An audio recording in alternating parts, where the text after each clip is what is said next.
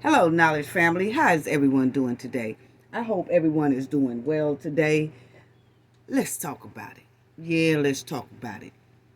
Let's talk about our sister, Sonya Massey. And it was something about this whole thing that a lot of people missed. And they probably really didn't realize it, but you already know. Cafe caught it. It was a very important point in this whole thing that was overlooked to me, my opinion. But you already know Cafe caught it and we're going to talk about it. Yeah, because this very point that I'm going to bring out explains a whole lot. Yeah, so we're going to make sure it be brought to the forefront so that people can pay attention to just what I'm talking about. And then we have the 3-month countdown of Shanquilla Robinson. Yeah, it's 3 months left. And then you got Tiffany Henyard. See, we look like we uncovered a scheme of Tiffany when it comes to the bingo. Yeah, bingo uncovered, Tiffany. What you say about that, girl? Yeah, see, it's a lot of tea in here today, and we got a couple of updates. So, family, please get your tea, your coffee, your donuts, and all that stuff ready for this here amazing content we're going to do today. And boy, when I say it's a lot, but it's great information. So, if you can't get through the video all at one time, please come back and be a part of the replay game and replay it as much as you have to until you finish this video, because it's a lot of must need to know information. So let's go. Y'all already know what we got to do for the ones in the back. Yes, and shout out to everybody. Shout out to my moderators. Y'all do an awesome job. Great hospitality.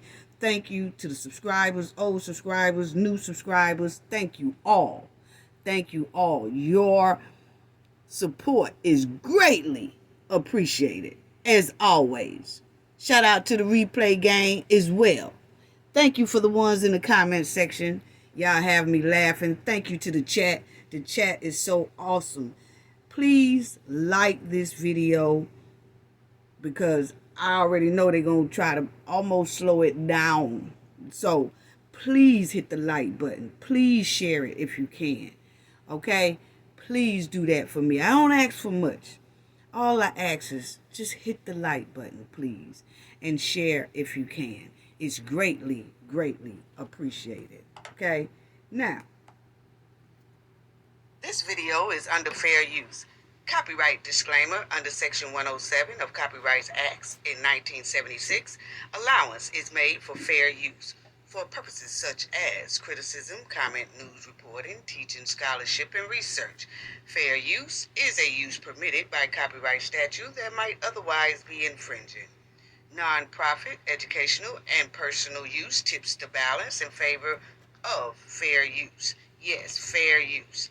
All rights and credits go directly to its rightful owner. This video is purely for fair use, opinion, and entertainment. Enjoy. And we also want to add that everything in this video is alleged. Yes. So, let's get right on into it, family. I want to say thank you and give a shout out to our wonderful political. Okay? He is awesome. Okay? Y'all need to go check him out. Okay? Go Political is awesome. He gave Cafe of Knowledge a shout out and thank you to him. His content is amazing. He breaks down a lot of things. He does a lot of political things, but he breaks it down. So it's so wonderful the way he does it. He does bring out receipts as well. So he be on Tiffany Henyard. I wanted to say the other word, but I'm trying to do it right. But yes, he's very awesome. Y'all please go check him out. Subscribe to him. I'm subscribed to Go Political. Awesome. He is so awesome. Okay. So I just wanted to give him his shout out for that. And just thank you for just acknowledging. And that's what it's all about. YouTubers spreading love to each other. You know, I do it a lot, you know, and it's nothing wrong with it. Instead of the bickering and the beefing and things like that, you know, we are the ones who are getting a lot of this word out and starting a trend to different stories. So we have to continue to do that, stick together, love each other, and shout out each other every once in a while. It's not going to stop nobody's bag. You know, if it's for you, it's for you. If you're doing your great thing, it's going to always shine. Okay, so that's what I want to say about that. Thank you so much, Go Political. I appreciate it. Y'all go check them out, please. And then I want to say also, thank you to Minion Opinion. Okay, the Minion with a opinion. He's funny as well. He gave me a shout out. Minion with a opinion. Also, he does an awesome job too. He be in the chat sometimes, have us all laughing and things like that. So he gave me a shout out on his channel as well. I want to tell him greatly appreciated as well. Thank y'all for showing the old lady some love, you know, that old Southern lady some love. But here, I just want to make it a point. Y'all remember when I did say something about how the sharks were in the Gulf Coast in Florida, from Florida to Texas, Florida, Louisiana, Mississippi, Alabama. The sharks is getting kind of, you know, like they want you to stay out of their territory. And we had a lot of incidents pertaining to sharks, okay? And then in this one, it was a guy in New Hampshire that was on the boats, two gentlemen, fishermen, fishing, and here come a whale. See, I'm telling you, they out of control. I don't know what's going on with them. It's almost as if this is a season where they do not want us in their water or playing on their, you know, in their habitat. You know, like, no, y'all got enough land. Let us have this. Okay? That's what it's giving. And they're just irritating and bothering people who go out there in the water. That is their place of living. We kind of invading on them, but you know, the thing is, be careful, okay? So you'll see the whale slams the boat and it just knocks over the boat. It comes right out the water like in a movie scene. And one of the guys was like, oh no, we're going down, right? And it looks like a scene from the movies. That's a big whale. And he came out, and terrifying moments, humpback whale, capsized boat off New Hampshire's coast. Okay, and then it was another boat right by them with two teenagers on it. So when the whale knocked over the fisherman boat and threw them overboard, the two teens turned around to go help these two men, and they did, okay? And the two men got on their boat with their life jackets and things like that. So just be careful. Just be careful, fishermen and swimmers, okay? It don't matter how good you are as a swimmer. It doesn't matter how good you are as a fisherman. When these whales and sharks want to get, you know, they kind of want to be acting a little funny there. You just have to be on your P's and Q's at all times. At all times, okay? I don't know if they saw him swimming around them or anything like that. The way they put it, he just jumped out of nowhere. They never did see him. Okay? So, I know a lot of people that I go fishing with and things like that. They have one of those cams inside of their boat that shows the bottom of the water to see what's going on or where they going, or you know, they can look up under the water, guide themselves and look for creatures such as these tight whales and things like that. So I feel a little safe getting on their boat, but I really haven't been doing it this summer. I'm not going to tell no tale, family. I just haven't. I don't know. It's just too many news incidents, okay, about these animals this year. It's like they're more aggressive, okay? So that's all I wanted to talk about. Now, I just wanted to update people on that situation right there. Now let's get right on into our sister Sonya Massey. And she called 911 because she felt like it was an intruder around a house, you know. So she called 911, and within minutes of the officers arriving, she was deleted, hunting style, by the officer Sean Grayson. And when I say hunting style, that's exactly what I mean. It was like he was planning to hunt someone to lay down. Okay? So she called, and when they arrived, they did look around her property, and then they saw a car that had looked like it had been damaged and things like that. But he started off from jump disrespectful. Okay? And now her father, or they've been putting out in the news or some things about she had some type of mental issues, and, you know, she did seek help at one time and all that. But see, all that is irrelevant right now, because what we saw is that she can operate and function by herself. You know? She seemed a little kind of confused and things like that, but we're going to get to that part in a minute. And that's the part that I feel like was kind of overlooked. It's something in there that you can hear her say, and it was very alarming because most people don't do that. Okay? So I'm going to get to that in a minute, but let me kind of go in order here. So she was able to function by herself in her home, it looked like. And I feel like if loved ones felt like she couldn't, why was she there by herself? Okay? Not blaming anyone, just saying. That's why I say about people bring up those issues. Oh, that person had an issue. But at the same time, that person is seem like they're by themselves. Why are they by themselves if you say they have this type of issue? Someone should be with them at all times. And if you can't be with them, then so you need to hire somebody or ask somebody to sit with them until you come back. So we have to be more careful with our loved ones who we say have some sort of problems upstairs, okay? We really do have to look out after our people a little bit more, family and people out here. If you feel like your family has an issue like that, they should not be alone, whether they want to or not. I know someone be like, I don't want y'all around me. I know what I'm doing. I can do this. I don't need y'all. No. You get mad if you want to.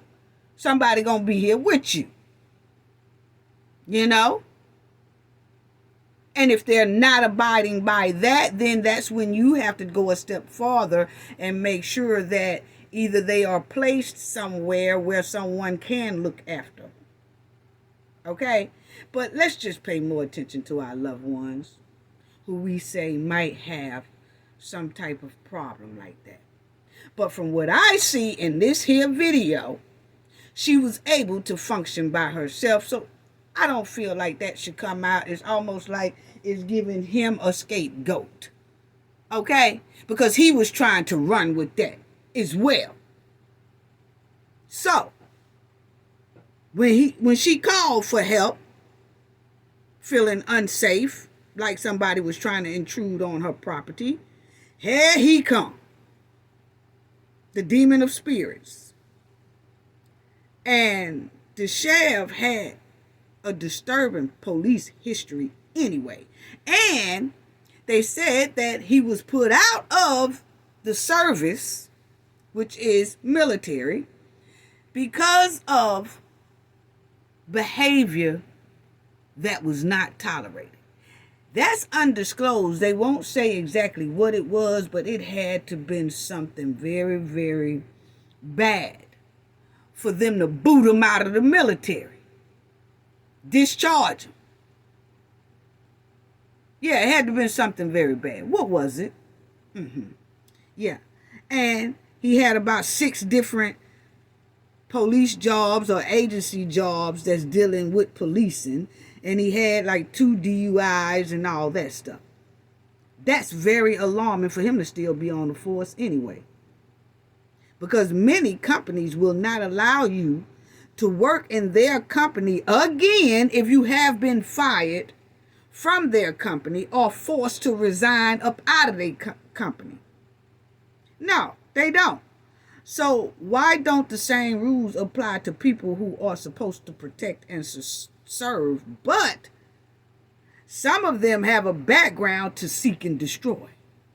How alarming. Even a doctor or a nurse or somebody like that, if they are not on top of that patient and they do something wrong within operation procedure and that person loses their life and stuff like that, boy, they take their medical license real quick, put them up under fire. They're not able to get rehired anywhere. So why is it not the same for a police officer? You have medical people that will literally, if they make a wrong move or not attending to the patients properly, they are terminated and they do not get hired anywhere else in that field. A civilian, anybody out here that is on a job and they are caught doing something terrible and they get fired, that company will not hire that person again in any of their companies. So why isn't it the same rule for police officers? Yeah. Now, this devil full of spirits, Sean Grayson, come out with a demonic energy from jump. And then he gonna ask her, what took you so long to come to the door? What? Then when she gets to the door and she explains, oh, I was trying to put on some clothes or whatever, then he asks her, is she all right mentally? What? See, he was setting up the stage then. Yeah. Because he wanted to talk his way inside of the house. And then she messed around and said, yeah, I'm mentally okay. I have medicine. Ball game. He took advantage of just that statement alone. Because now he knows whatever he does, he can put it on mental. See, once he said, are you mentally all right? Yeah, I'm good. I called y'all, didn't know when I heard something outside. But she was so disheveled. And that's what I'm getting ready to get into, family, about that was overlooked very hard. And it shouldn't be. She was disheveled when she came to the door. Okay? Yes, she was. And Sonya, when he finally makes his way inside, which he ain't had no business inside anyway, because she said that she heard something outside, intruder. They supposed to be outside. Once they see the coast is clear, they say, okay, ma'am, everything looks fine. We don't see anybody. We've made some calls. Don't nobody see anybody running or suspicious out here in the streets. So, hey, if you need us again, just call us. But in the meantime, you look like you're doing all right. Bye-bye. That's what that should have been. He shouldn't have had to make his way inside that home. But I'm going to tell you, family, y'all stop women. Women, stop going to the door in pajamas. Please do. Because that brings out evil spirits in people who have bad intentions. Okay? So, my grandmother always told me that as well. When people knock on your door, don't care if it's a police or one of your homies or whatever, put on some clothes. Don't go running to the door in pajamas and a house coat. Because it brings out the perv in people, okay? It brings out the devil in people that will probably wind up doing things just because they see something. See you in thin clothing, thin wear. So watch yourself, ladies. Stop going to the stores and the grocery stores and opening up your door for strangers in your house coat, in your pajamas. That's a sentimental time for you and your household, not for the public. So let's help each other straighten that part out. Because when you open up a door in your robe or see-through robe or pajamas or just night garment, period, when you open up the door, that person on the other side feels relaxed with you. Yeah. So grab anything, old ass jeans, old ass shirt, pants with paint all over it, whatever you can grab, put it on. But do not go to that door and open it up for a police officer, strangers, anybody with your night stuff on. Nobody is supposed to even know what your night clothes look like unless they're a part of your household. Okay? So let's get that, because I say that because this evil spirit man right here, when she opened up the door, was looking her up and down, in my opinion. And he wanted to see, did she have any mental things going on? So I'm wondering if he didn't have his partner with him, what would he have done along with powing her? Yeah, because see, he got a very evil demonic spirit all soaked inside his soul. Yeah. So, let me slow it down. So he gets into the house, makes his way into the house.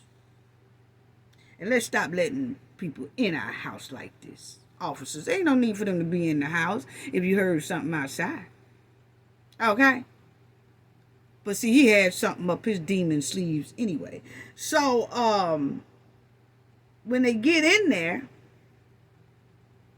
this is what I was getting ready to say, family, and this is what I want y'all to really, really, really, really, really, really pay attention to, okay? So when they get in there, the police, let me say this first, friend. The two deputies, when they arrived, they did go around her property, and they didn't see anything, okay? That's when he knocks on the door. She comes to the door. So as he makes his way inside the house, well, they had dispatched. Y'all can go listen to it. I'm not finna play, but they had dispatched and said that she wasn't answering the door because they had knocked and she wasn't coming to the door. We're gonna get to that. And then he dispatched, I guess the dispatchers wanted to know, hey, have y'all arrived yet? Yeah, but she's not answering the door. We're still trying to get her to come to the door. The dispatch say, okay. Okay? And you have to look at the full raw video of it. And you'll see all this stuff at the beginning. So when the dispatch said, oh, she's not coming to the door, as he is telling the dispatcher that she's not coming to the door, then the dispatcher has the right to call that person back to see if they okay. And why haven't they came to the door? Are they okay? Or did something happen to them, the reason why they are not coming to the door? So the dispatcher calls her back just as she's opening up the door for the police officers, okay? You can hear a phone ring. She doesn't pick it up right then. She's talking to now this here officer right here, okay? She's talking to him in the doorway. Then you will see her. He said, what took you so long to come to the door? She said, oh, I'm putting on some clothes, okay? He makes his way, him and the other deputy, inside of her house. When they get inside of her house, she sits on the couch. They're asking for her ID and all that. As they are asking for her ID, she tells them, oh, my paperwork is in my Bible. Can you get my Bible? He said, yeah, sure. I think the devil started swindling because the evilness don't like touching Bibles, okay? Or any type of book that has something to do with higher powers, okay? So her phone rings as he's giving her the Bible. She's looking through her stuff and she can't find her ID that he's requesting. Her phone rings. That is the dispatcher now that's calling her to see why she's so late answering the door, because the deputy said she is not coming to the door and they had knocked. Well, see, once they got in her house, they didn't alert the deputies that, oh, we're inside of the house now. So then the deputies didn't alert the dispatcher, like, oh, we're inside of the house, we good. So the dispatch calls her while she's looking for her ID. Now, this is the part that a lot of people has overlooked, and I really haven't heard anybody, I haven't heard anybody talk about this specific point that Sonya Massey did. And it caused great concern. And it needs to be brought to the forefront. And hopefully they bring it out in court. Okay? Because when that dispatcher called her while she's sitting on that couch, this was the phone call. This is the only thing I'm really going to play. But listen. She's looking for her. Listen. That's her phone ringing. That's the dispatcher.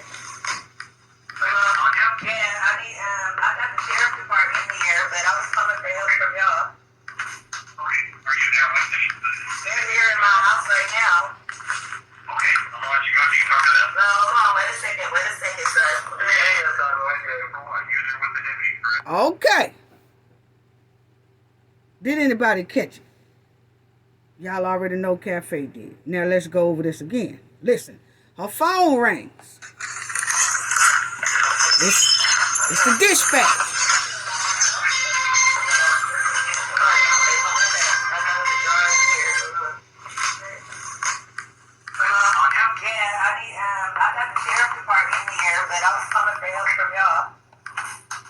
You heard her? They called. She answered. She said hello. And the dispatcher said, oh, just calling, to see if you're okay. She said, well, yeah, I called y'all, but I was looking for help from y'all, not them deputies. See, is there any type of rumors that has been going around that area about the sheriff's department? Because for some reason, she specifically says, yeah, I called 911, but I was looking for help from y'all, meaning like regular police, not y'all ass, not this deputy. She clearly tells the dispatcher, I was looking for help from y'all, like not the deputies. I ain't feeling these one right here at my house. He says, well, the deputies are there, so, you okay now. She says, no, hold on. He said, for what? She does not want to let this dispatcher get off that phone. She does not feel right with these deputies inside her home. And you say, well, why did she let them in there? Sometimes you have to understand that when you see a uniform, police uniform, that's intimidating by itself. So when he started kind of working his way in the house, she didn't feel comfortable with saying, oh, nah, you can't come in here. because for some reason she was nervous with them from the jump. In my opinion, that's why it took her so long to come to the door, because most likely when they knocked on that door and she peeked and saw it was the deputies, the sheriff department, she like, oh, nah, I ain't want them to come. This is my opinion, because of the way she would not let that dispatcher get off the phone. She wanted to hold him on the phone as if she felt more comfortable with the dispatcher holding on through this whole process until the deputies leave. Yeah. Why is this being overlooked? See, Cafe catch a lot of things. Yeah. And her team too. She specifically did not want to let that dispatch person off the phone. She wanted them to stay on hold and just listen to the whole thing because she was uncomfortable. She felt demons. She felt like something was going to happen to her. She felt like some shit was going to go sour. Because something tells me she knew something about the sheriff department in that town. So why did she say, I did call, but I wanted y'all to come, meaning regular polices? That's what it's given. Regular polices, not these damn sheriffs. I ain't trusting them like that. Okay? Now, let's listen to it again. Because this right here keep being overlooked by our sister Sonya Massey. She said it plainly. Hold on. She wanted him to hold on. She felt something wasn't going to go right.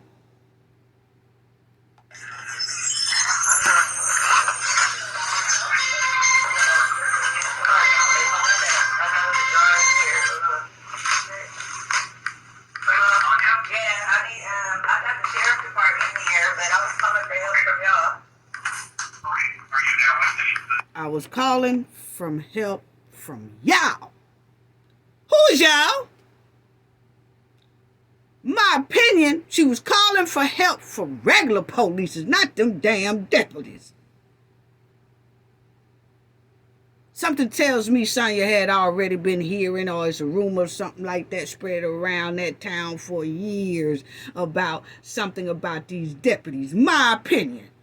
And that boy, you know, I'm telling you, them the ones you don't want to, you know, something always stanky, flaky, and shaky going down every time they appear. That's what it's given. So she wanted regular blue police officer uniform to come to her. But the deputies came. And I feel that's why it took her so long to open the door like, I really don't want to answer. I didn't know they was coming. I was looking for help from y'all. That's exactly what she said. So it shows right there she was uncomfortable with them.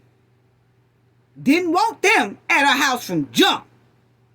And she felt something was strange when they started asking her a whole bunch of questions.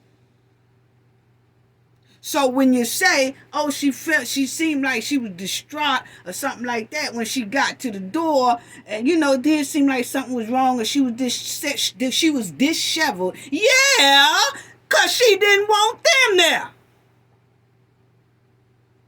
She clearly said it. I was calling from help from y'all in their face. Meaning, I didn't want them. I wanted somebody else. Yeah.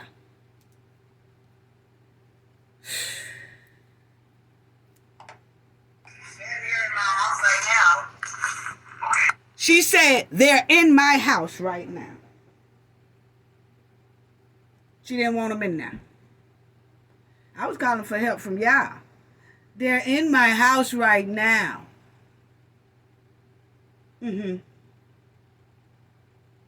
Not, oh, they're here taking care of the situation. Now, they in my house right now. Please stay on the phone. Hold on. Hold on. Listen to it.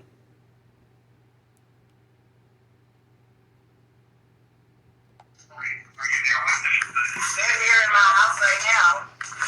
Okay, I'm gonna let you go. You can talk to them. No, hold on. Wait a second, sir. Let me hang up on the way for what? You're there with the deputy, correct? No, hold on, okay? For what? He said, you're there with the deputy, correct? She says, no, hold on. Meaning that I don't know what the hell y'all call them, but me, I'm feeling like this is some evil. Yeah, this ain't the type of deputy I want. No, something don't feel right here, sir. And she cannot just simply come out and tell the dispatcher, hey, look here, hold on, because the people that you sent, I feel very unsafe with these gentlemen here in my house. She can't. She's scared to say it. So she tries to hold this man on the phone. He said, the deputy there with you, right? She said, no. And she kept on saying, they in my house.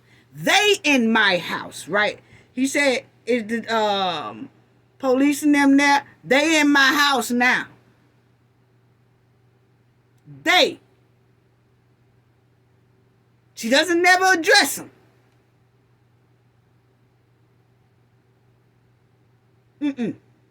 She doesn't. They. She feels like it's something evil about to go down. Point blank period. She feels like this here ain't on my side. These people that I'm feeling these demon spirits coming from are not on my side. They are a they. They're not for me at all. I don't give a damn what they got on. I don't feel safe with them. Yeah. She tells him to hold her hell on. You're there with the deputy, correct? No, hold on, okay? She said, hold on. For what? 1 second, okay? And he says, hold, the dispatcher said, hold on for what? She said, just hold on, okay? Hold on for what? She's steady saying, just hold on. She wants to keep your ass on the phone because she does not feel safe. And she did not feel safe with saying it in their face. Family, how many times that y'all know of that someone who has called 911, if any of y'all have called 911, the dispatcher sometimes will call back and say, hey, is everything okay? Police are outside. Okay? And you say, yeah, they here, thank you so much. And you hangs up. How many times have y'all told a dispatcher to hold on? Hold on, don't leave. Yeah, they here, but hold on. And they saying, hold on for what? But the officers are the deputies are in her face, so she can't say, because I don't trust these motherfuckers. Okay? She can't say it. Excuse that language. But I'm heated because she tried to keep somebody on that phone. Because she felt unsafe. And it was disregarded. Hold on for what? The police is there. And I can understand the dispatcher saying, my job is done. I got them there, so I don't need to hold on, ma'am. I'm finna go. I got other calls to attend to. I can understand that. But the point is, she tried to hold the person on the phone. Point blank, period.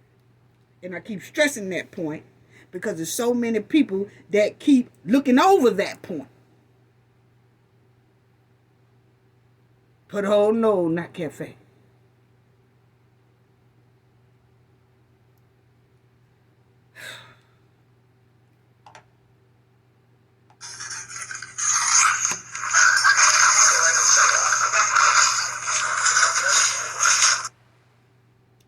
So that was it. You know, unbelievable. Unbelievable. And that Sean Gracie knew that Sonya felt the spirit. He caught it. He caught it. And he was mad that she was able to catch that he was a demon off jump, because he caught what she was trying to do. She's trying to keep somebody on the phone because she don't feel safe with me. See, he knew it.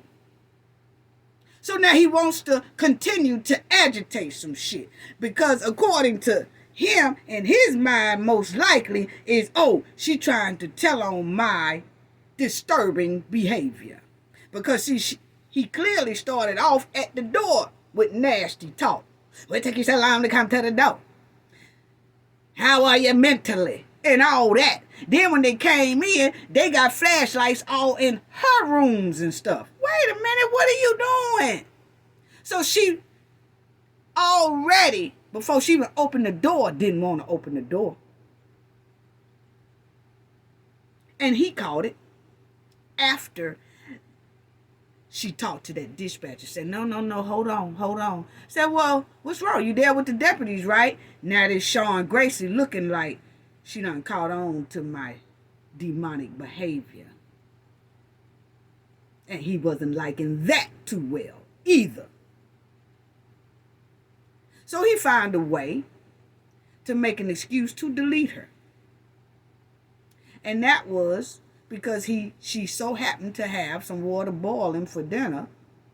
Tell her to go over there and turn the water off, but was going to use that same water that he told her to go turn off for an excuse for her execution he did. Wow. And when she went over there, they started bagging up and all this stuff and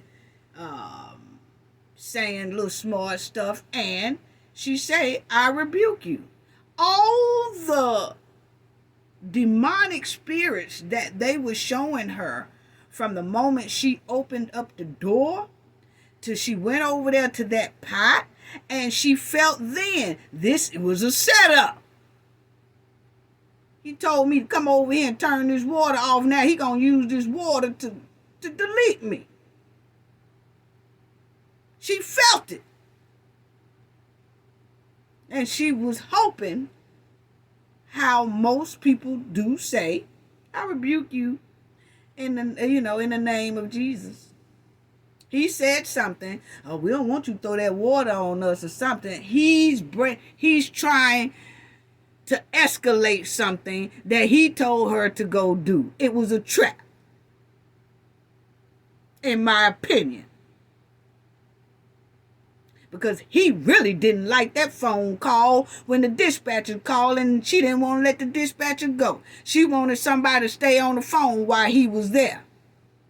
So see, he already got a bad policing history.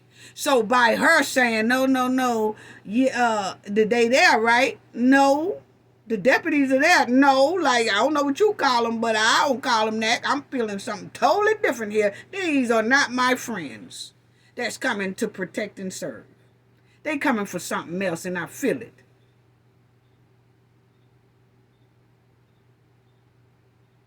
Yeah. So anyway, he tells her, I don't want you, they talking about they don't want her to throw no water on. She wasn't finna do none of that. They the one told her to go over there and do it. Then she says, I rebuke you in the name of Jesus and all that. And then that was her. She was no threat at all. At all. They came in there for the intention to delete. See, they give him his stripes, so-called. And he said something smart. She said, I rebuke you in the name of Jesus. She said in response, he says, the deputy says, huh? That's what he said. And she repeated, I rebuke you in the name of Jesus. She repeats, you better effing not, or I swear to God, I effing pow you in your effing face, Grayson says. And he does just that. He draws his firearm. She does duck. I'm sorry. She says, I'm sorry. Like, that's just something that we say when we feel like something ain't right. She's like, oh, I'm sorry, hoping she was no threat. She ducked down behind the counter. So how is water gonna affect you when her and the water is behind the counter? He came with bad intentions. He pows her. Then he says, look at when all the other police come. Look at the water all on the floor. It came almost to me. No, that was the fragments from your casings that hit her in her head. And the fragments most likely hit that pot, and that pot went flying as well with water. But it wasn't her at all. But that was the alibi lie he used. Okay? Yeah. See, some people, when you open up the door, some people you could just look at them and you could feel evil spirits. Some people you could just be around. You could be around a room with a lot of people that you know, but it's one person that you just don't feel right about. It happens all the time. And that's what she was feeling. When she opened up, I think she peeked out the window and was like, oh man, I definitely didn't want them to be here. Why didn't the regular police come? So is she living in a county? Or is she living in a city? Or is the sheriff part of her jurisdiction that they come to her house? Because when I looked at it, they keep saying Springfield. Springfield, Illinois. That's where she was at. Well, Springfield, Illinois has a police department. So why didn't the police come instead of the deputies? Can someone tell us that? Was the sheriff department in her jurisdiction and the police don't come to her jurisdiction? Is that what it is?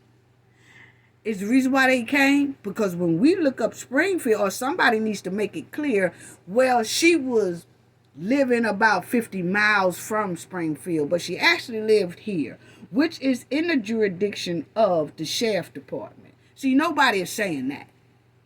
Why did the sheriff come to her instead of the police department? Sheriff handles subpoenas, sending out subpoenas, and, well, in our spots, they hand out subpoenas and things like that. They come to your house and try to give you garnishment papers and all that stuff. The police handle things that she called for. Intruders. So where does she stay at, actually? Because they're saying Springfield, and when me and my team looked up Springfield, Springfield does have a police department. So why didn't the police department arrive there instead of the deputies? Or is her jurisdiction, does she stay in the county part of Springfield? And that's why the deputies came. We need to know that as well. Yes, we do. But anyway, this is what he said. And the 3 shots rung off. Talking about, put the pot down, put the pot down. And she said, I'm sorry. He started, put the pot, and he goes around. If you feel threatened, why is you going around her counter? He didn't. He knew she wasn't a threat. He just wanted to delete her. The evil demonic soul of the words, I rebuke you, really started his demons to rumbling and rambling. Yeah.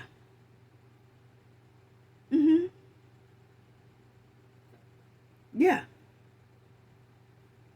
And then he gonna say, dude, I'm not after he deletes her, he tells the other deputy he was with, I'm not taking no effing boiling water to the effing head. So he got a real bad habit of all this effing word and being very unprofessional in that uniform he was in. But it's not surprising because his history was just as disturbing.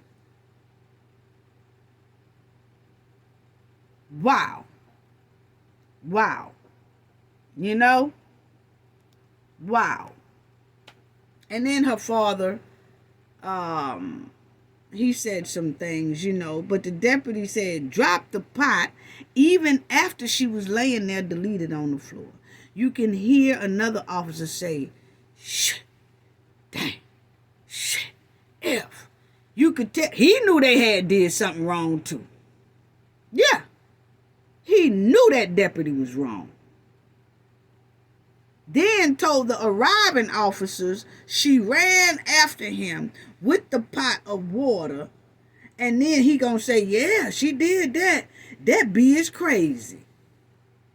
What? What?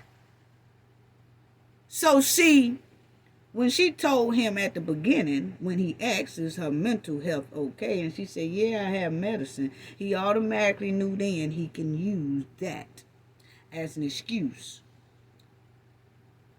for deleting her. It was all in his plan from jump. Yes, it was. So listen to her father's words that she said. And he also, the partner, the dude that was with him said, hey, I'm going to go after Sonya was laying there leaking bad, gasping for air. The other deputy said, I'm going to go get my medical kit. He said, let her just effing, and then he stopped. What was he going to say? Let her just effing go to the mall and buy some clothes? Let her go just effing go get something to eat? No. He said, let her just effing, and then he caught himself. In my opinion, let her just bleed out and die, because what I don't need is for her to live and tell what the hell I just did to her. So let her bleed out, basically. Listen to Sonya's father. Attorney Trump told you the last words out of my baby's mouth is I rebuke you. Yep, that was he said that was the last words out his baby mouth is, I rebuke you in the name of Jesus. She felt it. Yeah. And that's very, very disturbing. How did he even have a job at this police department, considering his terrible history? And then you would hear that her father is asking for a law to be changed, that if an officer get terminated from a police department for misconduct or terrible behavior, they should not be allowed to go to another agency somewhere else and get hired. Totally unacceptable. Totally unacceptable.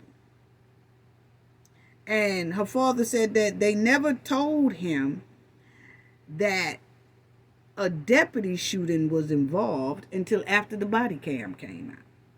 Now, let me say something about that as well, because when this demonic Grayson deleted Sonya, one of him, Grayson, or that other one, I would like to know who, called in the deputy call. If y'all listen to the 911 call, y'all would hear it. And then he called in Sonya's deletion as a self-done wound. Like it was self-inflicted. She did it. What? Yes, he called into the to the dispatch. And he said, she's down. The dispatch said, wanted him to clarify it. And he said, one of them said, self-done. And the dispatcher wanted to clarify it and say, did you say self-done? They said 10-4. What? So then the dispatch made a call to the other police departments, like, get to the scene. There's been a self-done deletion, but y'all don't need to rush because basically it was a self-done incident. Not that he did it or somebody else did it. She did it to herself.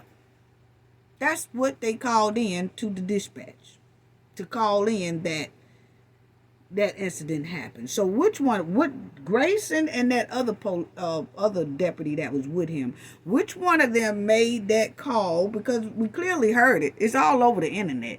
Him saying that, telling the dispatch it's self-done. Never said he did it. Which one of them said that?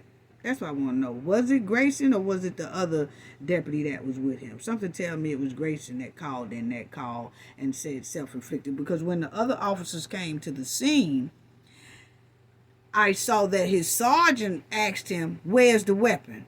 And then he said, I did it. And he said, oh, you shot her? You know, he said, yeah. She was trying to come after me with a pot of water. Yeah. And my thing is, I counted 12 police officers, 11 to 12 police officers came to that scene, and not one of them was black. Why is that? Why is that? Y'all don't have any diversity in that sheriff department? That's what is given. Yeah. And that Grayson was trying to fix his story. And then again,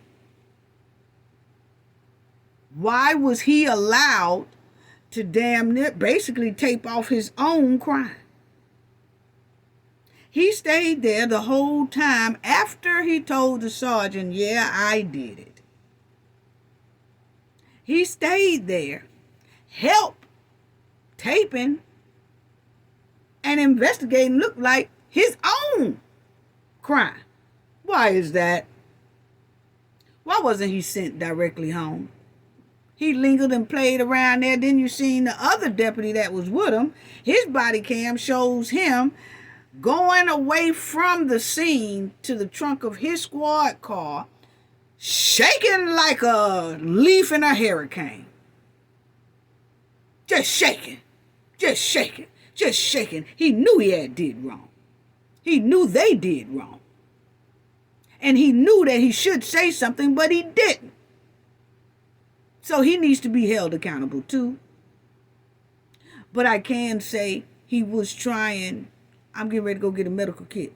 She's still breathing.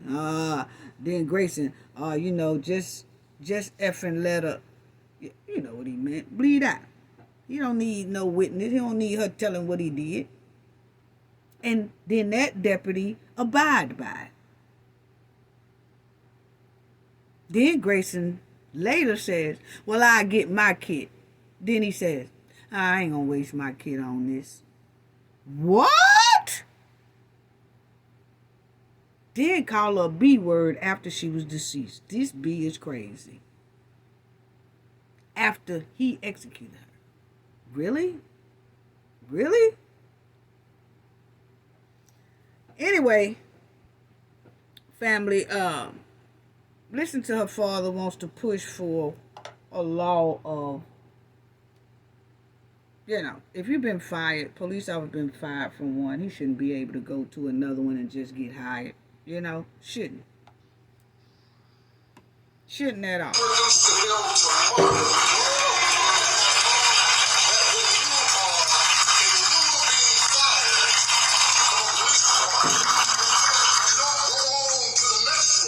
Right. He's saying that you shouldn't get fired from one and then be able to go on to the next one like it's no problem. And then wreak havoc on the citizens that you at now. You go to one city, wreak havoc, they fire you. Then you get a job at another state or city, wreak havoc, they fire you. But the whole time, you're leaving a trail of deaths behind you of innocent citizens that you have wronged, but you were supposed to be protecting and serve. And this is what Ben Crump said. I don't know. Their attorney is Ben Crump. And Crump and the residents, well, let's hear what he had to say. Then I'm going to say something about that right quick.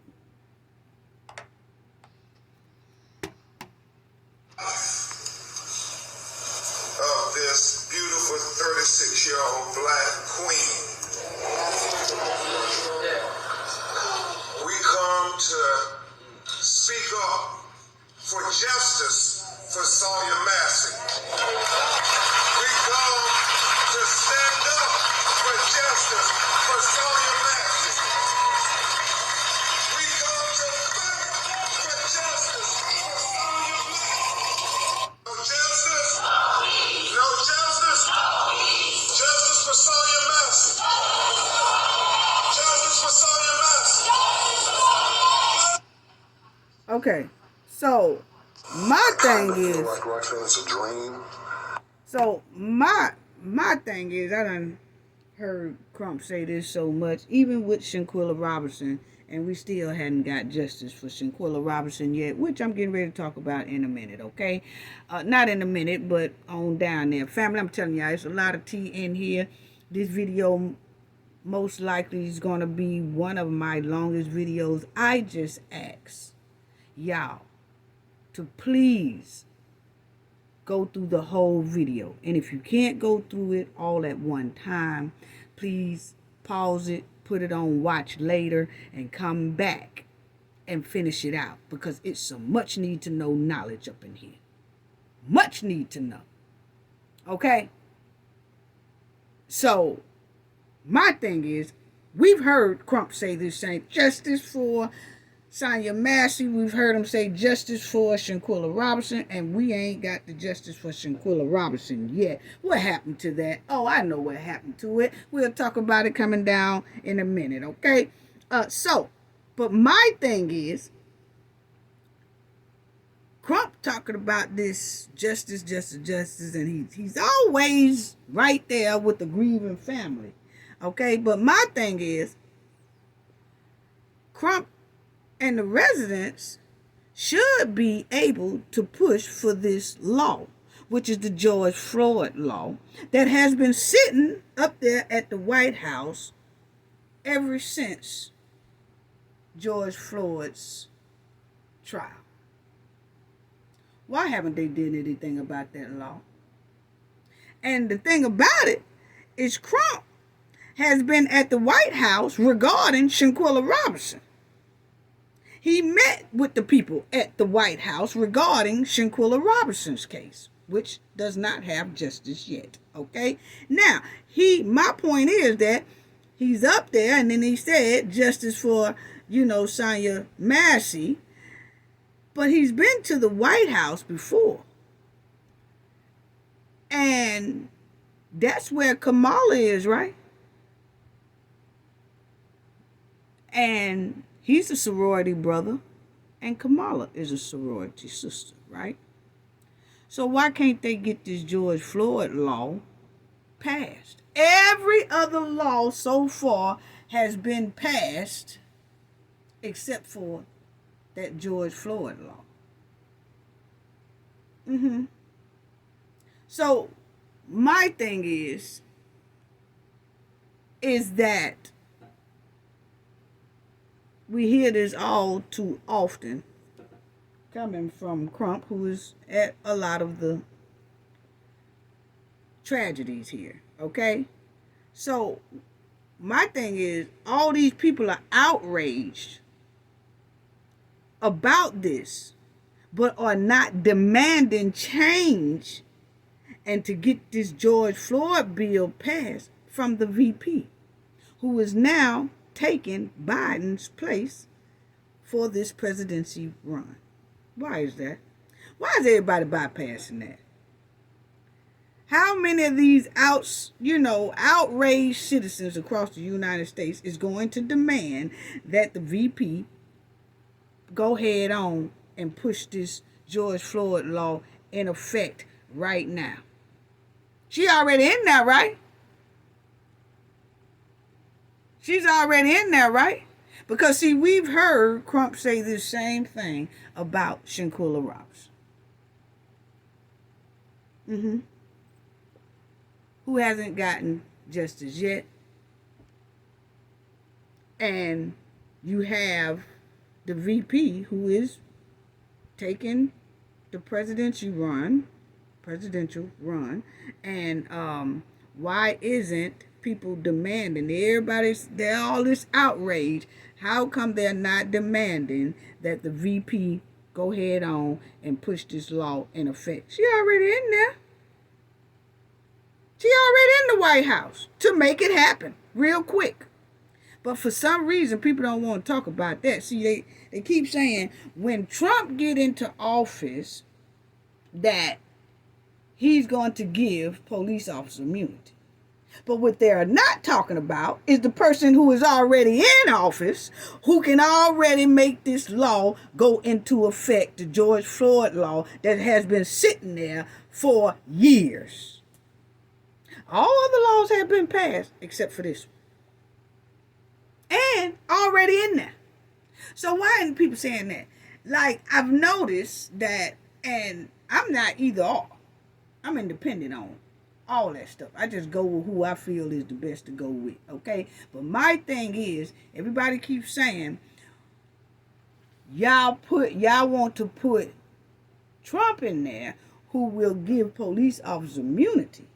But they are not saying that there is a vice president in there right now and a president who in there right now who can go head on and push this law and get it in effect and up and going. Because, hey, they did it real fast with the other laws, so I don't want, I'm just saying, if you can do it that quick with the other ones, you can do it that quick with this one. But ain't nobody saying that. Now, I can see if they go head on and put this George Floyd law in effect, and then Trump comes in, if he makes it in, and then abolishes that, that's different. But ain't nobody even put it in effect. Why aren't they talking about that? Let's talk. See, people are jumping to the future. Oh, he said he's going to give immunity. But ain't nobody talking about the people who are in there right now who can make the law go into effect. Why is that? Why are they bypassing that? No, shh, girl. Shh, don't talk about that. Don't talk about that. Let's keep talking about jumping to if he makes it. He said he gonna, no, I'm not jumping. There's some people in there right now that can make this George Floyd law go into effect. And Crump can, talk to the VP because that's a soror sister of his. Yeah. But anyway, this is what Biden put. Sonya's, demise at the hands of a responding officer reminds us that all too often Black Americans face fear for their safety in many of the rest of us do not. In ways that many of us do not. Sonya family deserves justice. Okay. So why isn't the George Floyd? Why is it's already written up, sitting in the White House, and it, my opinion, seems like it's collecting dust. How come they have not did anything about it? And then you had Kamala wrote her statement about Sonya Massey deserved to be safe. After she called the police to help, she was tragically deleted in her own home and all that stuff. Y'all can read what she said. Basically, her prayers, her and her husband sent out prayers to Sonya Massey's family. And she also acknowledges that this happens all too often and things like that. And it says the disturbing footage released yesterday confirms what we know from the lived experience of so many. We have much work to do to ensure that our justice system fully lives up to its name. I have joined President Biden in commending the swift action of the state attorney in the office, and call on Congress to pass the George Floyd justice. See, they calling on them, but ain't doing it. Where's the aggressiveness to make sure? Where is the push is what I meant to say. Where is the push to make it happen? We ain't heard nothing about this bill until now. And they've been in there almost 4 years now. Okay. But we supposed to ignore that, right? We supposed to ignore that. Why are the outrage people not asking the VP to do something about that George Floyd law? Huh? That's all I'm asking. And I'm gonna tell you right now, don't be coming in my comment section with all that disrespect and all that, because it goes straight to the garbage. Because one thing about it is, if you leave disrespectful comments in your comment section, toxicity tends to attach and grow to different people. It can build toxicity within your channel. So no, I don't leave toxicity stuff on my channel, because it's simply called the Knowledge Family. And if you can't use your knowledge while making a comment and agree to disagree with knowledge, it goes in the garbage.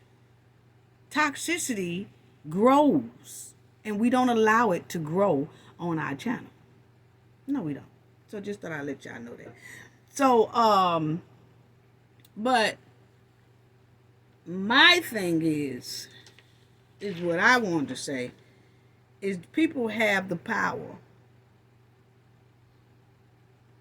in the office. They have the power to open and close the borders. We've seen it happen. Open and close the borders. Open and close the borders. So if they have that much power to do that, they definitely have the power to make sure that repeat law enforcement that does terrible behavior and break laws don't get rehired in the same occupation. And that's the George Floyd law. Because you have to make sure that your citizens throughout the United States are safe. And dealing with the unhinged police officer who has to deal with people in the public every day is not safe. And not all officers are like this. But the ones who are do not need to be rehired in a department of policing. It's disturbing. It's disturbing. It's very disturbing. And it's too acceptable. Why is that? You cannot have an unhinged person responding to citizens' calls and needs. This will be the outcome every time if you keep letting unhinged officers stay on the job or get rehired. Yeah. And I'm still trying to figure out, why was he taping up his own crime scene? What? Where they do that at? He should have been sent home. And did he pass the police exam? So my thing is, before I get to that, is that you have someone, VP, who is already in the office, right there on the screen, who wants to get in the office with a bigger title. But nobody is asking hey, why don't you do this for us? Oh, we don't, saying, oh yeah, I'll do it if I get in there. Nope, you was in there 4 years and it ain't happened. So get it done now for us, and let's see what's what. Yeah, see, people want you to bypass that. But anyway, my thing is, this is a Senator Doris Turner, Senator of Springfield. See, that's why I'm saying about this Springfield. Somebody need to tell me, where was Sonya residence at? Because if it was Springfield, they got a police department. Why didn't the police come? Because clearly she said, I called y'all and thought y'all was going to come. So something must be real shaky and flaky about these deputies. My opinion. So why did they come? Is they in her jurisdiction to come? Or not? It's another question ain't nobody really answering. But this is a senator that they want her to push for that law as well, the George Floyd law. She said a whole bunch of, I don't know, But my thing is, did he pass that police exam and the written exam? They call it like the BAT test, and they have the PAT test. It's different tests for police, for the comprehension test exam and all that stuff. Did he pass that? Because see, we know clearly in Dothan, Illinois, where Tiffany is mayor, that she just gave police's badges because she just felt like she wanted to, even though they failed the exam. This is in Illinois, Dothan, Illinois. Even though there was some police officers that failed the exam, she gave them badges anyway. So is this going on throughout Illinois? Did this here Grayson pass the police exam? I would like to know, and what was his score? Because we clearly know in Dothan, Illinois, Tiffany handed them badges even though their test scores was failed. And then they changed the scores to 100 to make it look like they passed. And something tells me Grayson, the way he's unhinged, I would love to see his police exam. What was his score?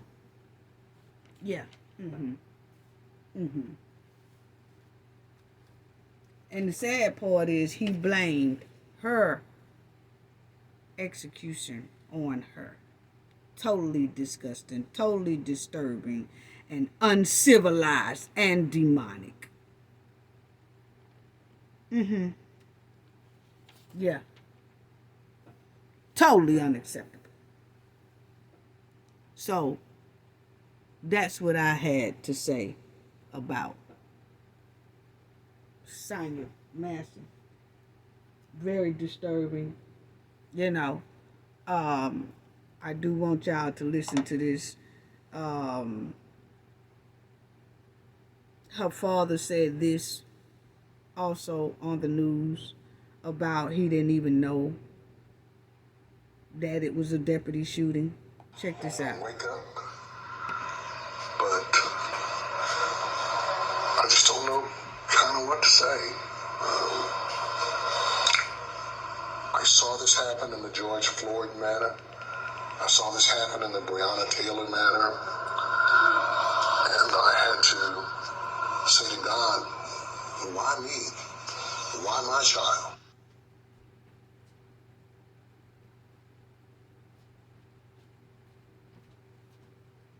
So, as y'all see, that he is very hurt. Her father is. Very heartening. Very heartening. The George Floyd bill has been sitting there for a minute. A long time. Nobody said anything. They have made other laws go into effect and been going around that law for a very long time. as if it's not even there. But when something like this come up, then all of a sudden they want to bring up that law. Yeah, we need to do it. Yeah, we need to do it. But want to say how hard it is to get it done, but it wasn't that hard to pass other laws for other things and other people.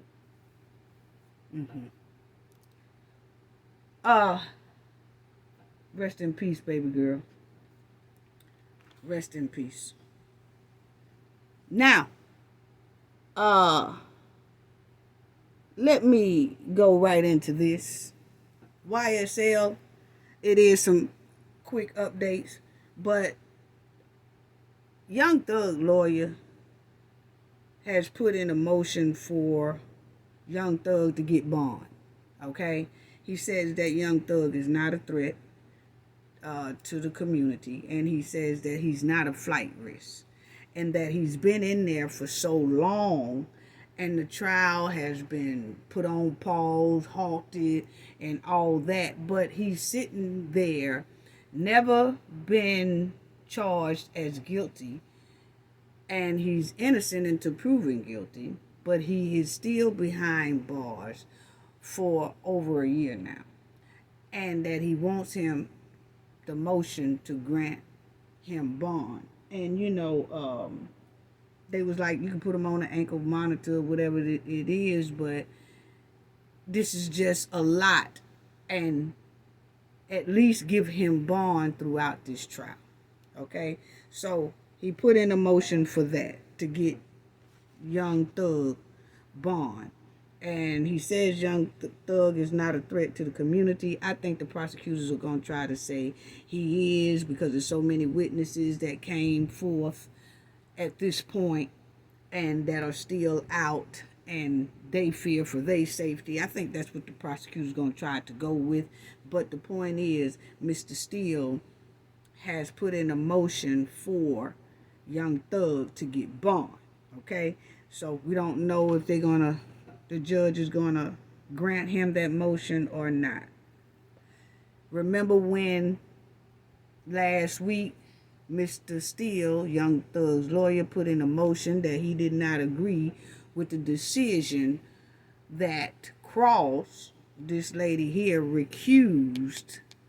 She recused Judge Glanville, and Mr. Steele put in a motion that he didn't like the way she worded it, and that they are co-associates, and that he donated about $2,000 to her little campaign and all that stuff, and he wanted a motion to look into that because he doesn't agree to it. Well, his motion was denied. Okay, so they denied his motion on that. Then you have where the prosecutor side, this side right here, has put in a motion that it is some people that was involved in the trial doing YouTube interviews, and they feel like that's wrong, and that nobody should be doing YouTube interviews that was involved with the trial, such as Woody and Woody's lawyer and things like, well, his former lawyer, because he said she was fired, that Bumpus. And so they have been looking and seeing that they have been doing people, not only Woody and his ex-lawyer, and they saying other defense lawyers has been doing interviews with certain YouTube channels. They named them YouTube channels in the motion, okay? I'm not saying those YouTube channels, okay? But the point is, the prosecutor's side put in a motion about the YouTube channels that was doing interviews with some of the prosecutors, lawyers that's involved in this case. And they saying that that needs to be halted because they just don't want the wrong perception to get out there. So they put in a motion to extrajudicial, meaning that you talking and could persuade the community or the public in a whole nother direction. And they don't want that. So basically they're trying to put a gag order on the lawyers, the witnesses, and everything like that from going to YouTube channels doing videos until after the trial is over with, okay, if they have been involved in this case. So that's what they're talking about there. Wow. So, yeah, so they're trying to get the videos taken down that some of the YouTubers did interviews with some of the lawyers and stuff like that. But they do name quite a few YouTubers that did interviews with people that's inside of this trial. And they saying that shouldn't even be done until after the trial. And you know, we talked about that. And that's the extrajudicial thing, and that's what it means, is that a lawyer who participate or has participated in the investigated or litigation of a matter should not make an extrajudicial statement that the lawyer knows or reasonably should know will be disseminated by means of public communication and will have substantial likelihood of materially prejudicing.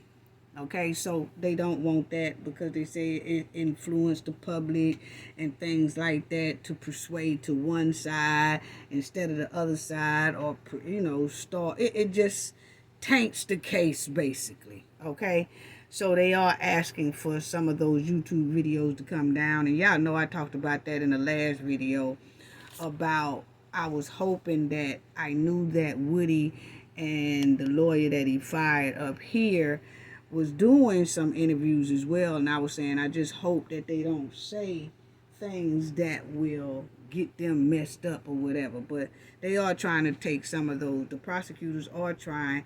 They put in a motion, and I think they do want those videos to come down. Okay? And then you have one defense lawyer who is also talking about, it's a defense lawyer from another guy named William. Well, it's another one, not William, because Jeffrey William is Young Thug. But it's another lawyer for the defense team who represents another guy. He said that he wanted to put in a motion because the judge said she is not going to review what all has been going on, meaning that she's not going to familiarize herself with this case. So if you're not going to familiarize yourself with this case, then how can you rule on this case the way you should be? You know, because if you don't, she's saying like it's been a lot they have done in the first half of this case, and she's not trying to revisit all of that. And she said she is unfamiliar with what has went on prior to her stepping in. So if you are unfamiliar with what's been going on prior, how can you really run the trial? I mean, it's just a question. It's just a question that I just asking. You know, it's been 6 months worth of testimony, and for her to say, make a statement like she's unfamiliar with it and she's not interested in familiarizing herself with it, then I can understand that defense lawyer for Mr. Nichols, that's it, he's for Mr. Nichols, he said it needs to be a mistrial then. Because if you're not going to go into depths of this trial prior, you just can't come in the middle and then act like what all was said, what witnesses said, and all that stuff you knows nothing about, and you ain't trying to familiarize yourself with it.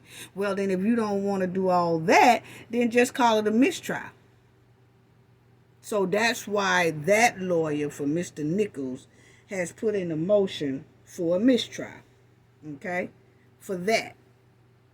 And I mean, I have to say, I have to kind of agree with that, because if she's unfamiliar with the case and what was said during the case prior, how can she rule on the case halfway in and she's unfamiliar? And she haven't deeply reviewed all the records, all the files regarding this case prior. She's just going to step in and say, okay, basically, we're going to start from here. We're going to continue, but basically everything y'all did then, I'm not interested in familiarizing myself with it. But if we have to go back and revisit some things because something come up, I do that. But far as familiarizing with all that stuff y'all did 6 months ago, I'm not doing it in the court. So that defense attorney said, put in a motion for a mistrial, because he said there's no way that they can get a fair trial if the judge has not familiarized herself with that.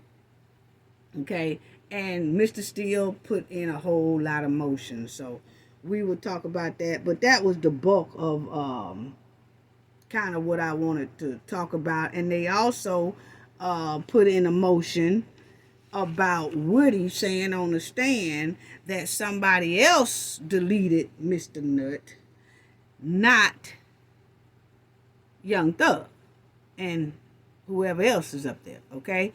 And then that Woody turned around and said, oh, well, I lied because I was just trying to keep myself out of trouble. So they saying all that should be considered, throwed out, mistrial, and all that good stuff, okay? So that's basically what they saying on that. That was the update for him. Now, for Tiffany Henyard, I do want to say that it seemed like a bingo scheme going on here that we was looking at and caught and said, wow, this is kind of strange right here, okay? Because if you look, Tiffany bingo thing, she always say is for seniors, okay? And as we was looking at this, and let me tell y'all this right here, before I get into that, this right here was Tiffany giving away that old food. I told y'all, they said in one of Mr. Paul, he had put on social media that a lot of the food that Tiffany was giving away that last week, a week or two, that it had expirations was expired. So the expiration dates on the food that Tiffany was giving out was expired. Now, that's what Mr. Paul said, allegedly, okay? And they said that it could have made... So I told y'all, I know it, and then, I said it before Mr. Paul put it up there. I said it. Then the family, when I showed y'all that Tiffany was out with those boxes, I said those freezer burnt food, and that the expiration date really, even if the food expiration date wasn't expired, you still have to be careful on how the food is being handled. Because then the expiration date is really not any good at all. Because it's done been froze, unthawed, and that messed up the expiration date in itself. But Mr. Paul did put in there on his social media that a lot of the food that Tiffany gave away, expiration date had been expired. So she was giving away expired food. Allegedly. That's what Mr. Paul said. How unbelievable. And I'm going to tell you, I had already said that this is the warehouse that Tiffany was stacking, getting the food from, or whatever like that, family. And this was in the boxes. Look at this. Chicken. It looked freezer burnt. And she was giving away this food, and Mr. Paul said, that's the food that I was talking about in the last video. About I didn't see how it was being refrigerated, that it was being mishandled according to health department rules. She was just mishandling this food. And I said this was food from the Easter turkey trifling event. And come to find out, Mr. Paul did. It's on the social media called Facebook, Thornton Politics. Mr. Paul put up there, had a long post about the food that Tiffany was handing out was expired. Wow. Now, let's talk about this bingo thing. Because, see, Tiffany does the bingo thing, and she says it's for seniors, okay?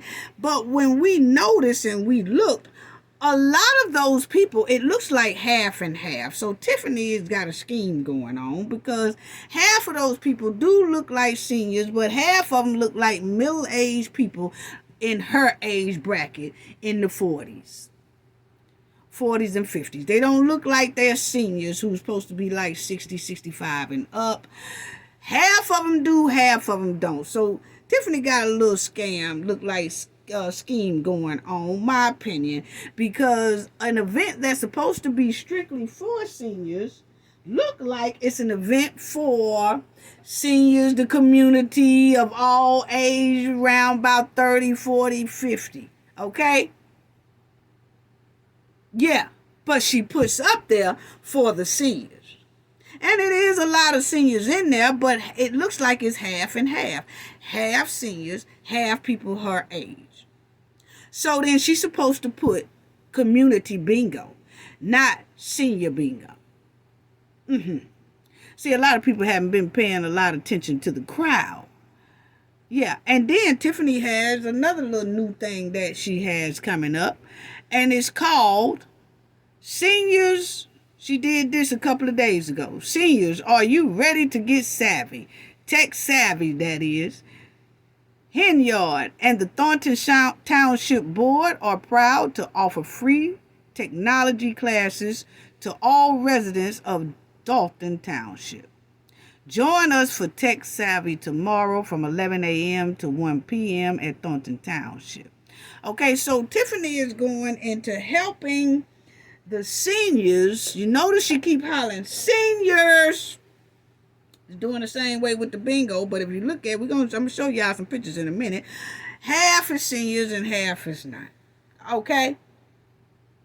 But she's putting it as seniors, I guess, to try to get away with it and try to, get some little government perks by saying that it's for seniors, when really it's not for seniors, it's for the whole community, mixed in one, okay? Because when you do a lot of things for seniors, you can put in for a lot of different things, because you could say you're doing it for seniors. But according to those pictures, all of them are not seniors. So it's half and half according to the pictures that we seen, okay? Now, but my thing is with this tech savvy, she is saying, hey, seniors, y'all ready to get tech savvy and all that stuff. Why is Tiffany trying to teach the seniors how to be tech savvy, okay?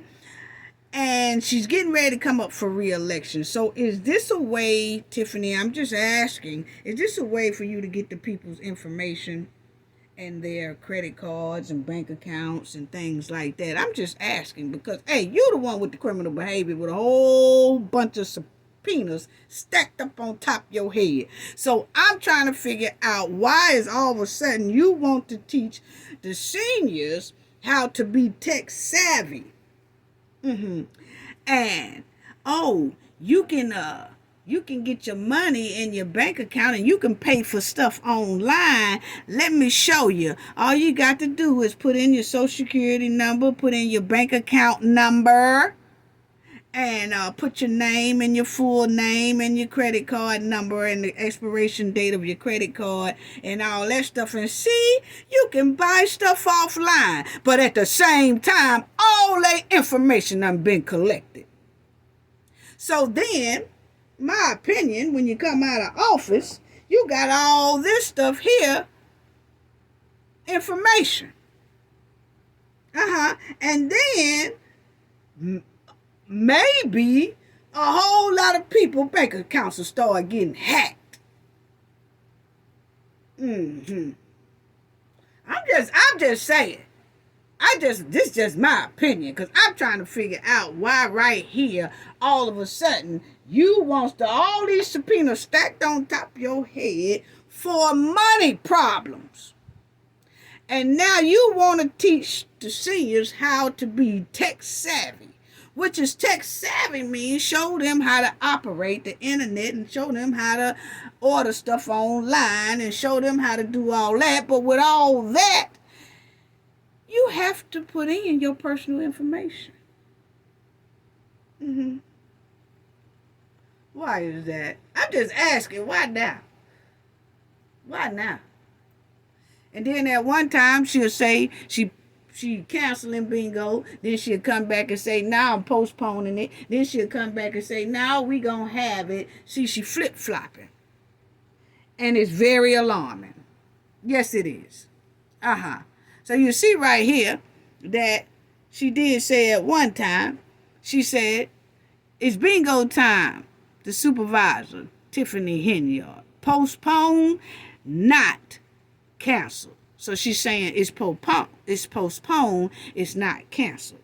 Then she says, stay tuned because we'll be rescheduling the event soon for the city of Thornton. Okay, so 1 minute she'll say that it's postponed, not canceled. And that's because it looks like she's working on getting these seniors to be tech savvy. Okay, why is that?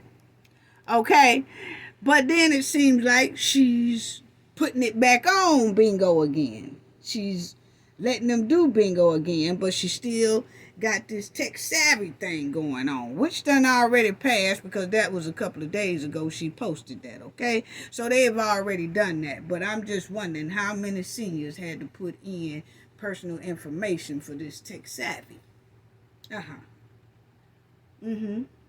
Oh, girl, you could join this here program. All you need to do, what's your social security number? Oh, okay. What's your bank account number? Oh, okay. Well, you put that right here and put that right there, and the whole time, their information is gone. Tiffany got all the information. This is just my theory. My opinion. Because we are talking about a person who has subpoenas on top of their head about dealing with money and being slick by doing it and going around ways to spend money and take money from people, going above and beyond to take money and spend money without approval. So if you doing all this without approval, then bank accounts might start coming up hacked without approval because they trying to be tech savvy. Somebody, Tiffany told them, we got tech savvy. Girl, I'm telling you, I be on top game.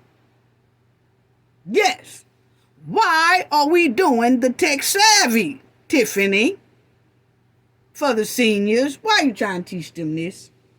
Nothing wrong with it, family. There's nothing wrong with anybody teaching the seniors how to be tech savvy if that person didn't have a bunch of subpoenas stacked on top of their head for basically fraud in the community. Yeah. I smell stank with the tech. I smell stank. And that's her little bingo stuff. Now look at all the prizes Tiffany is giving out for bingo. Where is this money coming from? It's coming from the bank account. And she owes lawsuits, but instead of paying the lawsuits, she decides to buy gifts and stuff for bingo so people can win gifts, nice gifts, at her bingo hall. Yes, look at all the nice TVs. Look at all this exercise chairs. Then had nerve to buy a cake. Is this cake good cake, or does it have a past due expiration date on it? See, because you can't trust nothing Tiffany put out to eat anyway. The cake probably wasn't even handled right. That cake probably hot as hell. And the expiration date is let's see the why you didn't show us the expiration date on this cake? Because they say you give out old stuff. And I say freezer burnt. Yeah.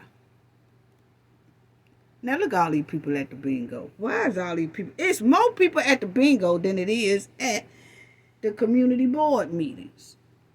So see, that's why I say Tiffany could have a great chance of getting back in that seat. Look how jam-packed the bingo hall is versus the community board meetings at Thornton Township and the village hall. Check it out. Look at this. Now, Look at these ladies here. There's nothing about them that say 65 and older for seniors. No, I could say they're pretty, they got some age on them, but they don't look like seniors. Not to me, in my opinion. No, they don't.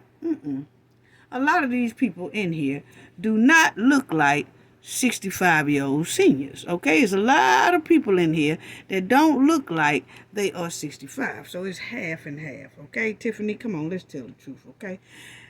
She put seniors down there as if it's all seniors at this bingo thing, and that's who she helping. But the majority of it is half and half, people her age and seniors.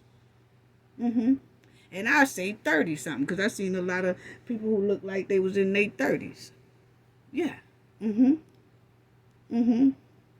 Everybody ain't 65 and older. They doing the line dance. They know all about the line dance and all that stuff. Most people 65 and older, if you tell them to do the cha-cha slide, they don't know what you're talking about.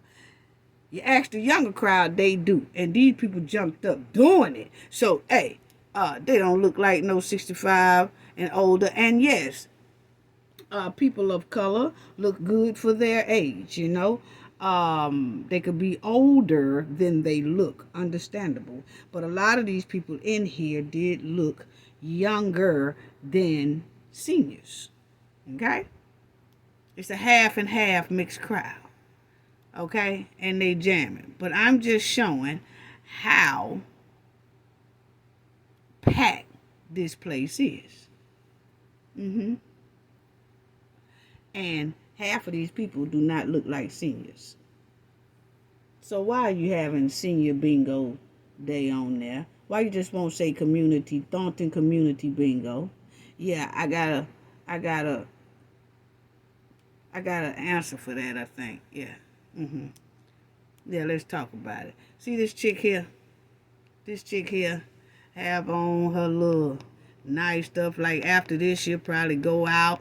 Look how she dressed. She is not no 65 years old. And a lot of them look like this throughout this bingo hall.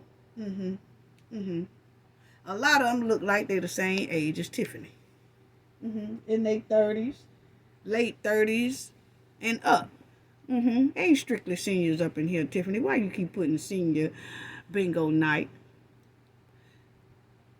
Why you keep doing that? That's what we want to know. Why you keep trying to trick the people? Yeah.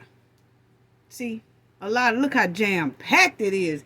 I haven't seen one of their board meetings yet this jam-packed. So that's why I say, see, Tiffany is giving away gifts. She's giving away all these TVs and exercise bikes and camp tents and all that. Oh, she doing it. And these people going for the big prizes. Young and old. And they falling for it too. Yes, they are falling for it. More. It's half and half seniors at this. It's half and half seniors and young folks. And the way this place is packed, it should be alarming. It looks like more people approve of Tiffany and her goons' trifling behavior than not. And one old biddy, they had the song playing, Ain't No Stopping Us Now. They was trying to do a line dance, and one old biddy was up there talking about, go ahead, Tiffany. Go ahead, girl. What? They cheering, clapping, dancing, standing, just acting like Gladys Knight and the Pips had just walked in the joint. Yeah. And they packed and ready. Ready to get those big gifts. Yeah. Why is that? Why is that, Tiffany? That's what we want to know. Yeah, because see, this right here is very alarming. Because it looked like Tiffany might make it into that seat. And my thing is, if Tiffany was coming to these people's house, taking their money and spending their money the way she want to spend it and all that stuff, just taking their money and doing what she want to do with their personal money, they'll be having a fit. They'll be raising all kind of hell. But for so many of these people, seniors and middle-aged adults to be at this place and turn a blind eye just for gifts. Once again, if they ain't turning a blind eye to turkey, chitlins, and gas, they turning a blind eye because of the TV and exercise bikes. We got to do better. And to see so many people turn a blind eye to Tiffany's corrupt behavior throughout the township and the village of Thornton is alarming. This is alarming for this place to be that packed. And this is here recently. This is alarming. Ain't that many people at the board meeting. See this lady, this chick here with the braids. She got her braids and said she ain't 65. She ain't 60. Let's say 60 and up. Let's say 50 and up. A lot of these people in here is half and half. They are under 50, and the other half is over 50. But it's not just a seniors bingo. Tiffany, why is that? Yeah. Why is that? And Tiffany's saying she's saying senior bingo. But it's more like middle-aged bingo. That's what it is. It's a community bingo. That's what it's given.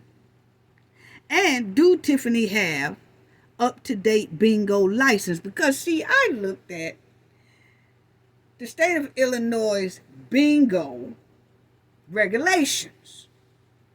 And it don't look like Tiffany is really following those regulations. So is she bypassing that as well? Just a question. I'm just asking a question. That's all. That's all.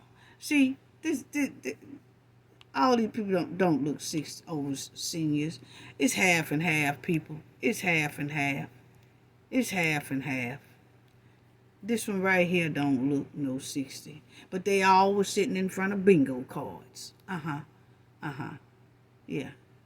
Yeah. This one here don't look it. This one here don't look it. You know. Not at all. You know. Not at all. She could be. Don't look it. You know.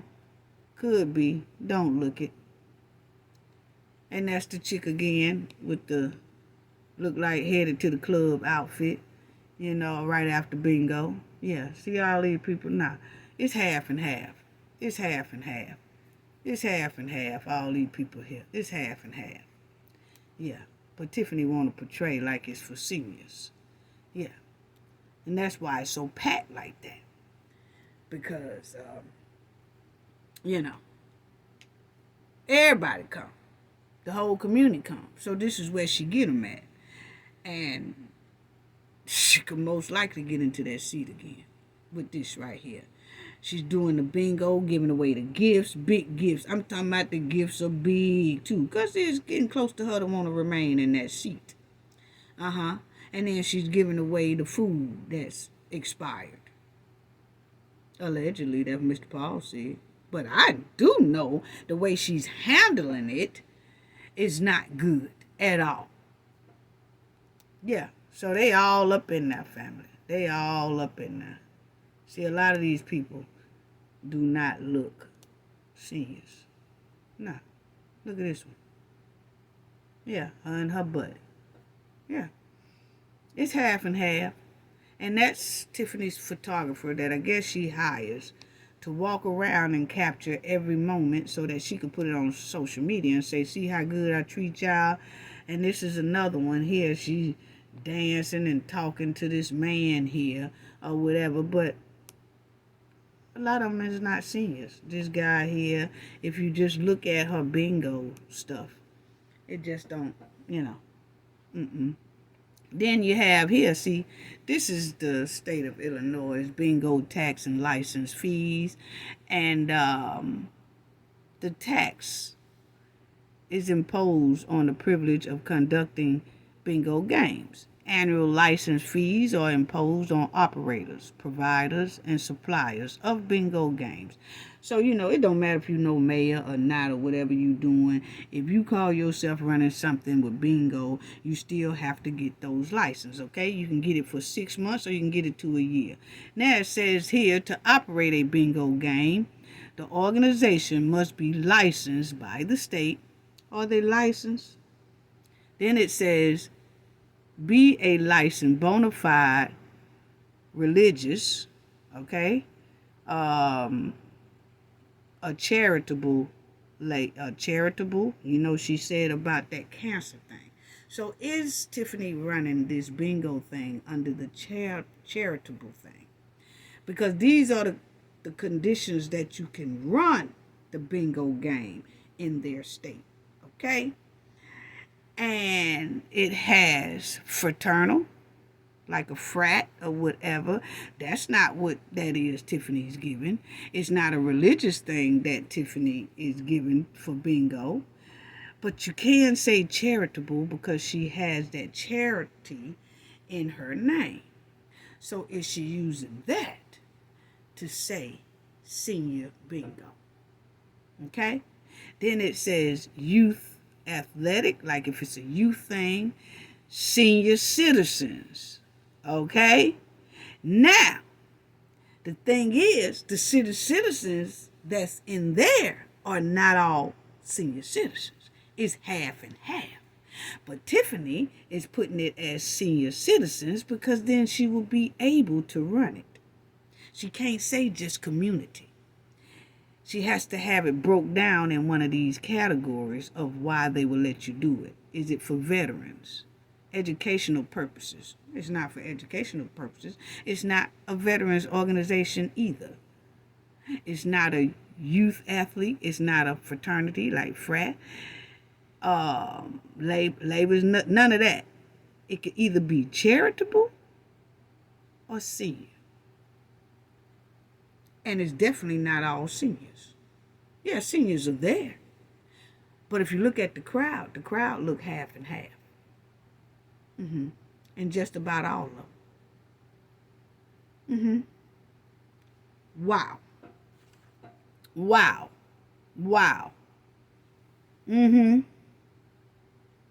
Yeah.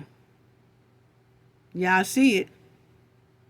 Have been in existence in Illinois continually for a period of 5 years, immediately before applying for a license.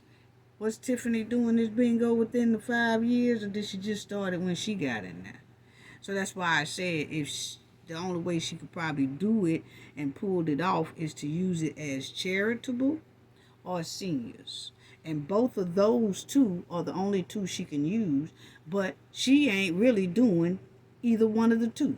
Because the charitable thing, that was the Cancer Foundation, that is no longer in operation and was told that can't be operating anymore. So if that's the case, then she can't be doing bingo up under that either. So then she has senior, but all of those people in there is half and half. That's community, that's not senior. Because senior means you have to have ID to prove you are at least 60 to 65 years of age to even enter.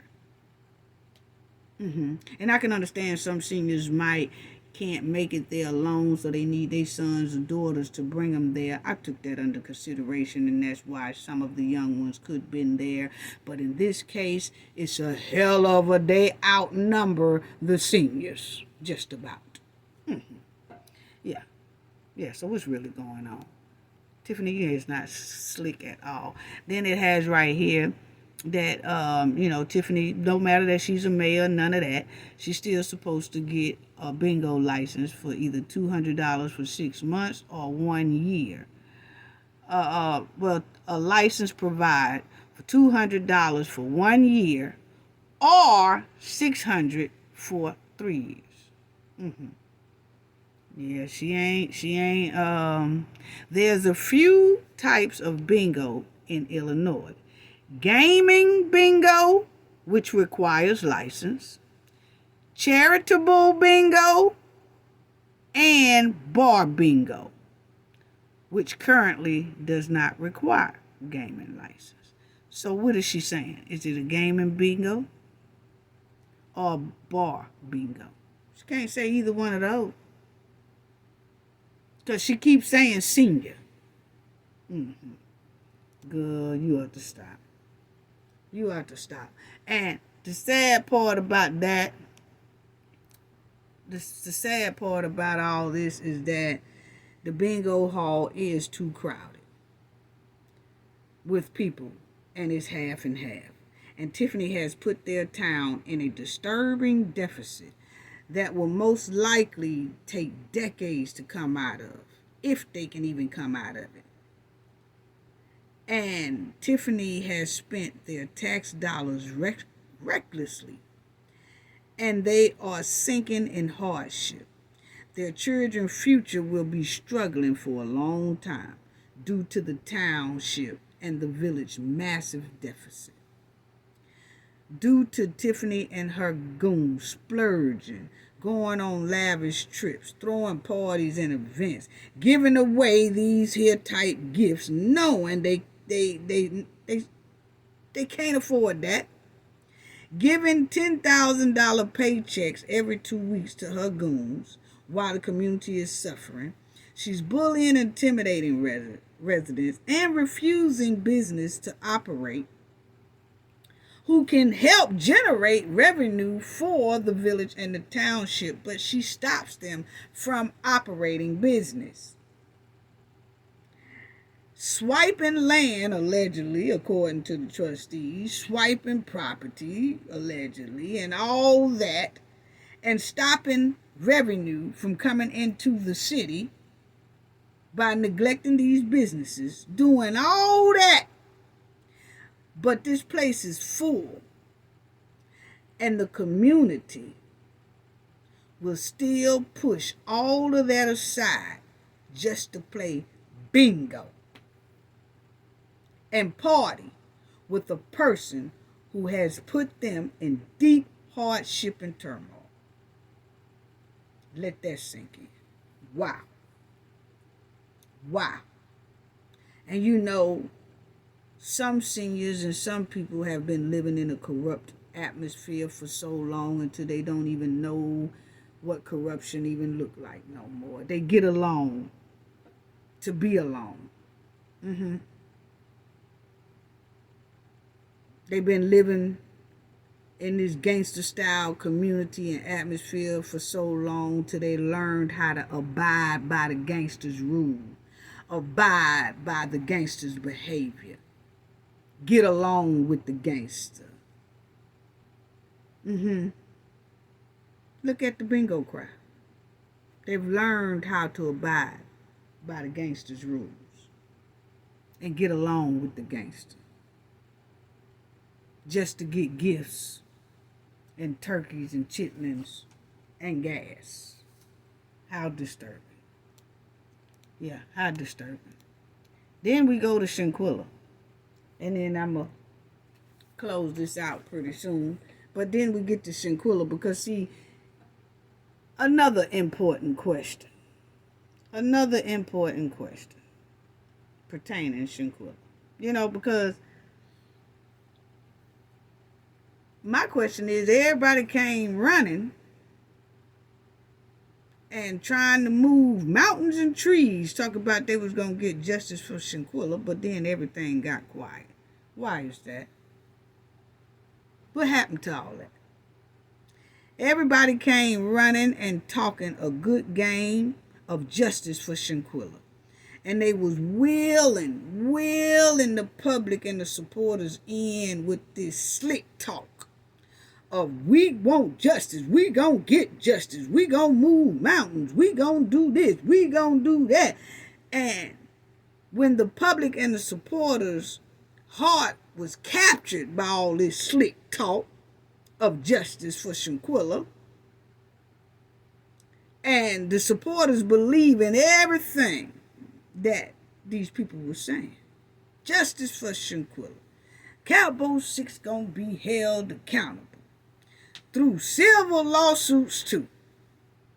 We gonna drop a civil lawsuit. And if we have to go to Washington once a month, once a week, we gonna do that. We gonna do that. Justice for Shanquilla, all that slick tongue talk. And we ain't seen justice for Shanquilla yet. 1 year and 9 months, she has no justice. Why is that? This is the countdown of Shanquilla. 3-month countdown. Because see, it's only 3 months left for them to be able to do a civil suit. And they could have done it already and made a settlement, put it that way, because if they had did a civil lawsuit, it would be no way to hide that on record. That would be public records, okay? So that's not being seen yet. So they could have just settled something behind closed doors. And that's it for that, you know? And no, they are not obligated to tell the public or her supporters anything if they did a settlement behind closed doors, okay? But my thing is, it was all this justice for Shanquilla. Ben Crump, we see him with the Sonya Massey case, saying the same thing. We heard him say the same thing with a lot of other cases, especially Shanquilla Robinson. And Shanquilla Robinson has not gotten justice yet. And it's a lot of others that haven't gotten justice yet. You know, then we heard the little famous speech of, they know when they see us coming, we mean business. They know when they see us come to Washington, they say, oh, here they come. They finna get something straight. They finna get some straightening. Oh, here they come, because we get it done. Well, what happened? What happened? Then they was, oh, we won't quit. We won't stop. We'll be here all the time. When they see us coming, they know we will fight hard for justice.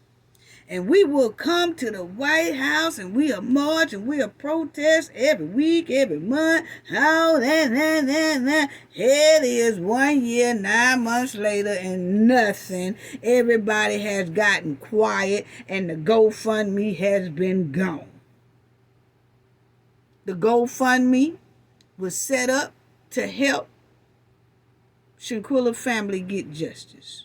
Supposed to help with legal fees until we find out through Crump's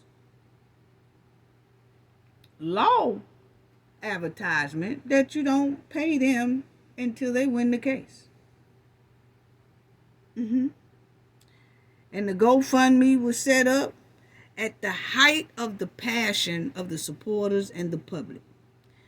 Ben Crump and his team, boy, they came down there and they was running and they was saying justice for Shanquilla and this family gonna get justice and this, that, and all the good talk. And boy, the supporters was feeling so good about it all. And they captured the supporters and the public heart.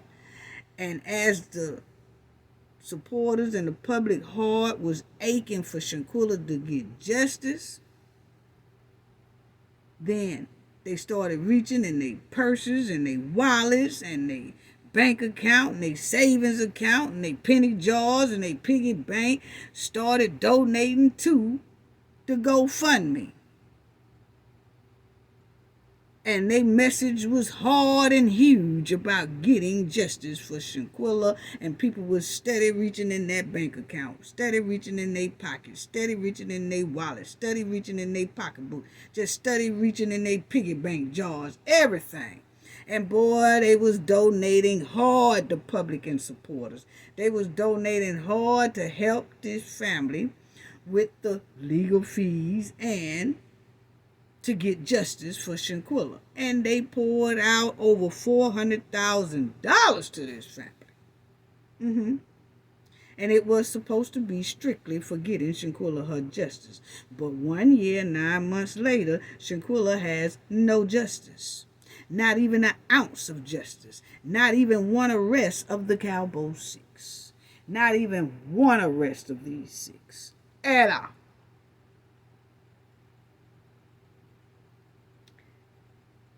When the public and Shanquilla supporters all across the world started noticing and smelling stank, people started playing in the supporters' face then and the public's face, throwing out statements basically to shut the public up, because a lot of the statements wasn't followed through with. They would throw out something, oh yeah, we getting ready to do this, and then they wouldn't follow it. Oh, we went to the White House and we talked to this person and that person at the White House, and yeah, they sound like they was going to do something for us, so they said they'd get back in contact with us and all that. We hadn't heard no follow-ups from that. Hadn't alerted the public nothing else of that. Yeah, we're going to do a silver suit, whatever. Haven't heard nothing else about that. Hadn't heard nothing else from that. Haven't heard any updates on that. Nothing. So they was throwing out statements, basically, that's what it was given, just to shut the public up. And then the public started noticing a lot of things that could have gotten Shanquilla her justice immediately. And it was being ignored. Why is that, in my opinion? Because we clearly had a conflict of interest that Cafe of Knowledge broke. I broke the news about conflict of interest. We discovered it. And we put it all out there, and it was ignored.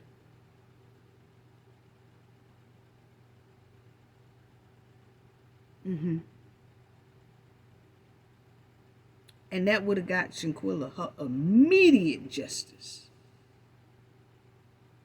But for some reason, it was ignored. And then nobody requested for the Supreme Court of North Carolina or South Carolina to check into the no criminal charge rule that the DOJ's ruled on Cabo 6. It was no challenge to the Supreme Court of North Carolina, South Carolina, none of that. Now, the YSL case, Young Thug case, all of those, not only Young Thug lawyer, but the other defendant's lawyer, always sending motions to the Supreme Court. When they feel like a decision ain't right, or if they feel like something smell like stink, do they not throw in motions to the highest court or to the Supreme Court? They have no problems. And the Supreme Court told them, well, go back and handle that in the regular court, and then if you don't feel like you're getting any justification out of that, then you can come back to us. But the point is, they go and they question decisions that smell like stink. So we can clearly see, that's why I'm glad I cover the YSL case, because you see how many motions that these attorneys put in. They put in a motion for anything. Nope, I don't like that decision she made, and he donated $2,000 to her, and I don't like that. That look like they are associates to me. So I'm putting in a motion to challenge that. And we need to look into that more. And I'm putting in a motion for a new jury. And I'm putting in a motion because I don't like the way they had a secret talk. They had a secret talk. I'm putting in a motion for a mistrial. I'm putting in a motion for this. I'm putting in a motion for that. Those attorneys don't mind putting in emotions. Why haven't nobody put in a motion for Shanquilla Robinson when it came to that no criminal charge rule that the DOJ's ruled for them? They could have clearly put in a motion to the Supreme Court and challenged that decision. We talked about it when we was on this case. And when we broke the conflict of interest news and nobody did nothing, that said a lot. That said a lot. Then all of a sudden, people want us to be quiet. Yeah.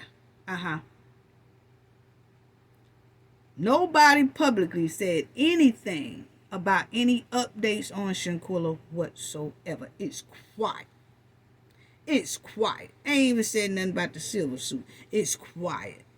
Everybody faded into the background along with that $400,000 that the public was generous enough to give. But those are the same people who were so generous to give $400,000 to this family. Those are the same people that's being shut out. Why is that? But they did start doing lunches and brunches and gatherings and celebrations and all that instead of putting on them boots and marching back and forth to Washington like we heard them say on the news and things like that they was going to do for Shanquilla to get justice and hold Cowboy 6 accountable.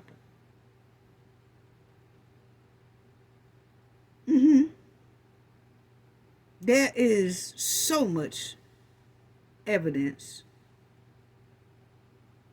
of conflict of interest, and that no criminal charge rule, all that should have been challenged. But that was ignored and pushed to the side and under the rug. That's what is given, my opinion. And like I said, maybe they settle something behind the scenes. They have that right.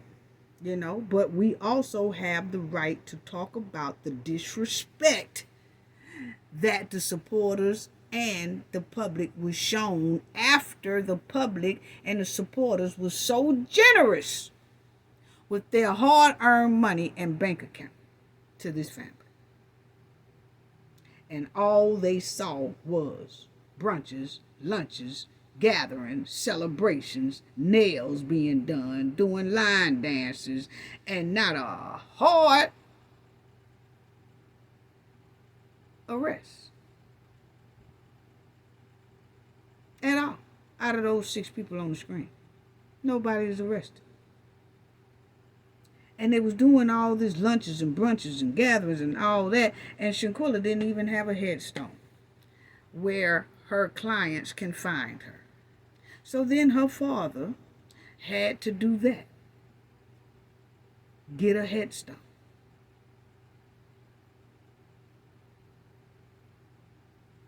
So that's when we realized that doing all these lunches and brunches and celebrations and stuff like that, everybody remembered to do that, but didn't remember to put a headstone on Shanquilla's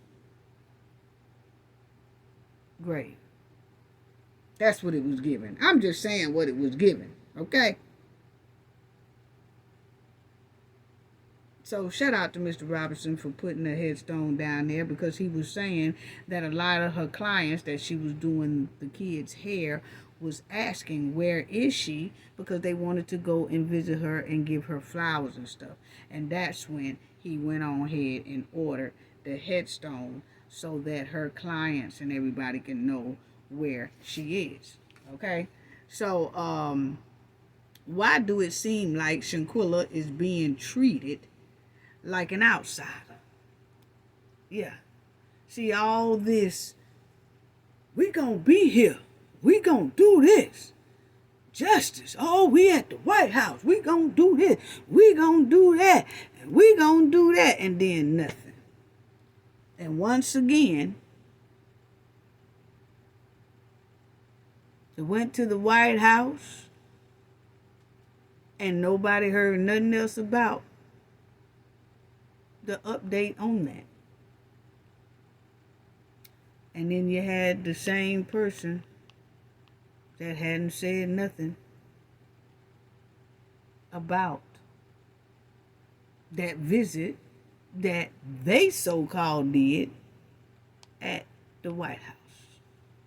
And she made the decision, no criminal charges. And that's who they visit at the White House. But the thing is, all of them is fraternity. So that's why I said he should be able to help convince her to get this George Floyd thing going, because he was involved in George Floyd too, right? Now he was involved in Shanquilla Robinson, right? Now he's involved in Massey, Sonya Massey thing. So, hey, what's really going on? What's really going on? And this man put a headstone, that's Shanquilla's father, on her grave because nobody can find her. So, why do it seem like Shanquilla is being treated like an outsider? And her case is being neglected? That's my opinion. That's what a lot of people feel. And that's the question that everybody is asking. Why is it given, in my opinion, that Shanquilla is treated like an outsider?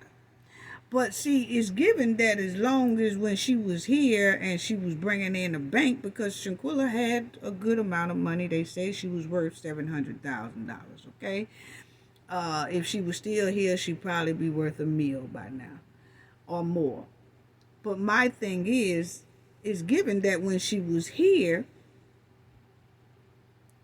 and she was making all that bank, she was helping people, giving out money, taking people on lavish trips, and everybody going here. Even her so-called best friend, who was one of the 6 who helped delete her, she's taking all people on trips and lavish and all this stuff. But then when she go, we can't even get a peep word about her justice after she was so generous.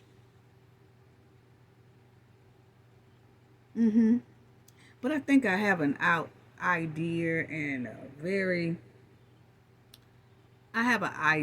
of why she's being treated like an outsider, my opinion. Yeah. And about why her case is so quiet. And why does it feel like she's being treated like an outsider? I have an idea on that. Yeah, I really do. And I'll talk about it. I'm going to wait until October the 29th. That's the day that we know definitely the silver suit limitation is up. And I'll give my opinion on why I feel Shanquilla case was treated like an outsider. Yeah. But everybody came running to Shanquilla case, boy. Everybody was talking a good game. The GoFundMe reached over $400,000, and then after that, everybody was shut out of Shanquilla's justice. Yeah, silence began. Supporters was pushed to the side. You know, backs was turned on the public, who blessed Shanquilla and her family with over $400,000. The same people who was generous and gracious enough to give over $400,000 is being ignored about Shanquilla's justice and being ignored about any updates. But we, the supporters, have to be very careful. Very careful. You have to be very careful, family, and be aware about who we are giving GoFundMe money to.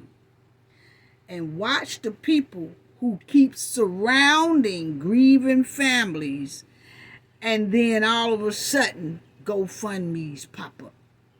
Yeah, see, we learned that from Shanquilla.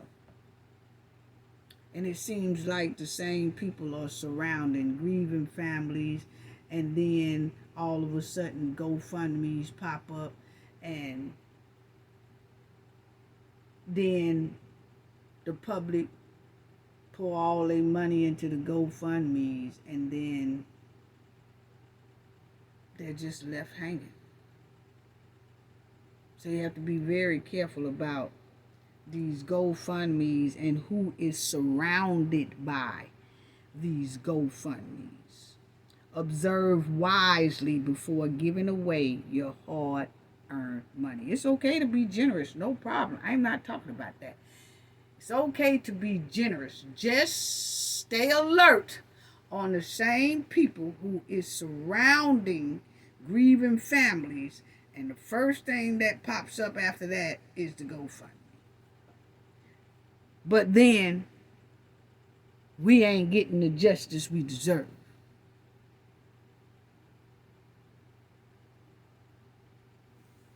Pay attention. That's all I have to say about that. Gain knowledge to present.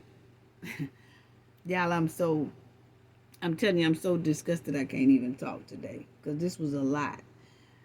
But gain knowledge to prevent blockage. And we all know what that means. The more you know, the harder it is for anybody to block y'all from your goals and success.